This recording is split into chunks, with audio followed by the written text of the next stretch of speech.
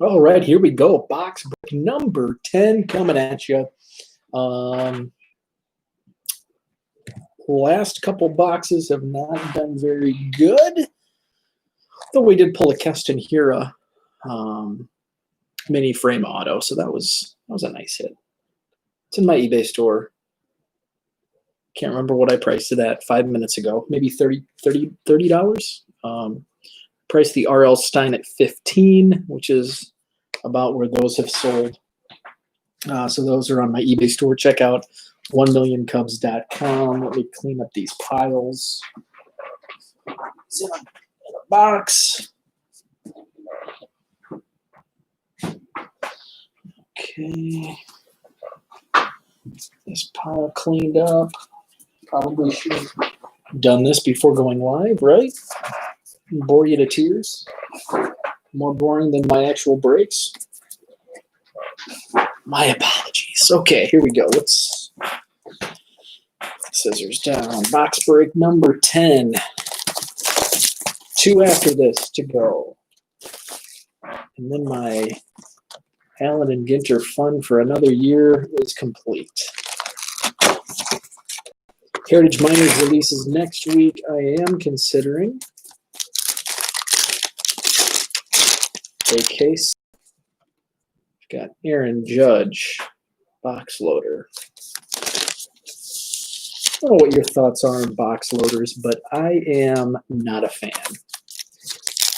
I've got a few Cubs in my collection,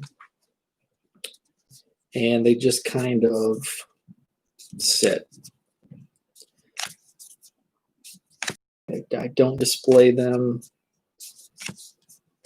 They're just kind of awkward size.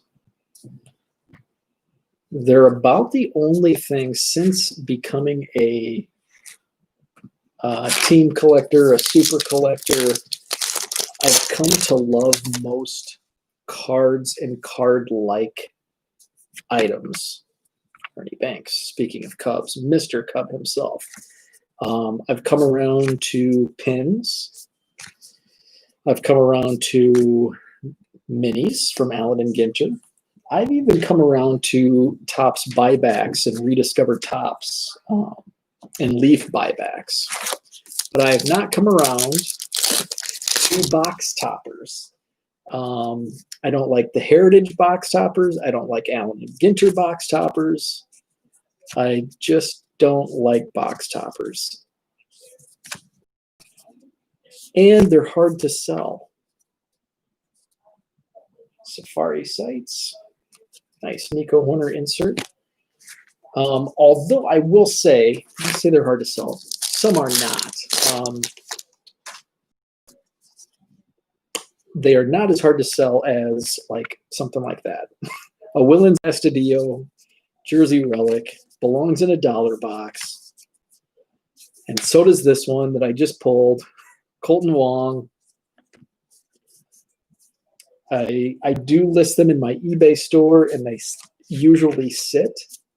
In fact, I tossed a couple in a trade package last week because they've been sitting in my box for my eBay box. Been on sale in my eBay store for 2 years, and finally I decided to just cancel them and throw them in a trade package. Oh, mini frame. It is another auto, Anthony K, rookie for the Blue Jays. Okay, so we're on an autograph run here in the second half. There's a Gavin Lux rookie mini. So I'm going to sleeve. Again, some of the top rookies I have been sleeving, and I'll be posting those listings. Lux, Bichette, Robert, Alvarez, Aquino. Oh, and I just opened, you know what? I just opened this, and there's a mini frame in there. I don't want to open these without a hit because there probably won't be another hit in this box. Typically, when I get the first hit in a row of packs, I put the others aside, and I just kind of went really fast on this row and did not. Max Muncy's just a regular relic, and Joey Gallo. So if you're watching, let me know. If you're watching live, let me know. Heck, if you're watching this later, let me know.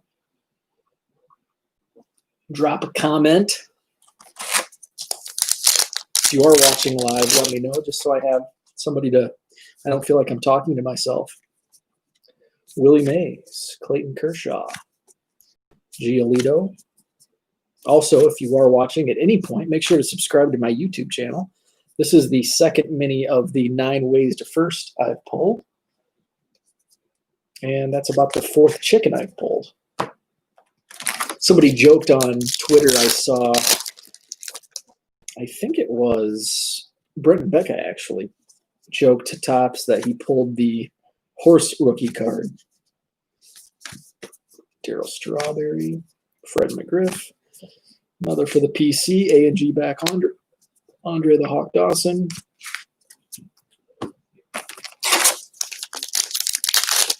Now, last night I was going with cheap beer, Coors Light. For this break, I've stepped it up a notch. I'll show you after I complete this pack. Cole Hamels, Christian Yelich, and that's another A&G back. Okay, and we've got Taipei 101. So tonight's beer of choice from Point, which is in Stevens Point, Wisconsin, it is a milkshake malt. Now this is a porter. It's pretty thick, a little chocolatey. It's made with chocolate wheat malt, cocoa, topaz, and Tettnang hops. Though it's not hoppy at all. It's a porter, so you're not going to taste too many hops in a porter. But I mentioned it's pretty thick. It's almost syrupy, shall I dare say. It's a good dessert beer. It's not something you want to drink multiple. You know, last night I probably drank a 6-pack of Coors Light. I'm not drinking a 6-pack of this stuff. It's a nice sipping beer. Take me through a couple boxes. I have 2 left after this box. And I think after this box, I've kind of been motoring through these. Been a little disappointed in the hits. But hey, that's how it goes when you're busting boxes, right? You got to take the good with the bad. I'm in sales for my day job, and boy, have I said that a lot. Got to take the good with the bad. I've taken a lot of bad this summer. It's a brutal 9 to 5 in my industry right now for guys doing what I do. Lou Gehrig Black Border. Answering to a lot of customers, having to ask for more money, having to take a lot of losses, even after asking for more money. That's a kick in the midsection right there when you ask for a 100% increase to a customer and then you still lose money. Oof, I've had to do more than my fair share of that in the last couple months. That's where baseball cards come in. Hopefully the last 3 boxes here tonight are the opposite of a kick to the midsection, where I can be happy with some hits and recoup some money. I looked over my eBay store transaction numbers, and I was surprised. I mean, I knew that post-pandemic or current situation, pandemic, once the pandemic began, I knew that my eBay sales had gone up exponentially. I did not know to what it actually was, but it actually increased 5 times. And it's almost right at that first quarter, second quarter cutoff. My first quarter sales transactions were like 450. And my second quarter transactions were like 2,500. It's crazy. And it was just like January, February, March, pretty average, 150, around 150. I think January might have been low, and March was a little higher just because of the end of the month when I started listing stuff. But I really didn't start tackling because my goals obviously changed for 2020. I think probably everybody's did. But initially, at the onset of the pandemic, I think this is only my second Alzolay rookie. At the onset of the pandemic, my project, my 1 million Cubs, my hobby deal was, and I did, and I went through, and instead of sorting all of my Cubs cards, or attempting to sort, because it's going to take years to sort all of them, but I went through probably 75% of my collection at the time, in the end of March, early April, and I was pulling all the stars of, Chris Bryant. I have a couple Chris Bryant boxes. I have a couple Javi Baez, Ernie Banks, Ron Santo,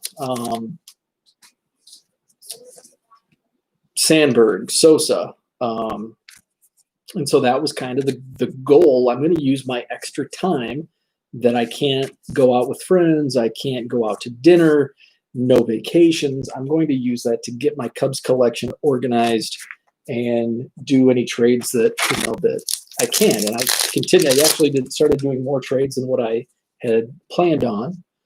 But then all of a sudden, things just started selling, and I have a card room just absolutely filled with dollar cards. And so I kind of scaled up my eBay store and just kind of played around like, hey, I'm going to add X amount of cards and see if they sell.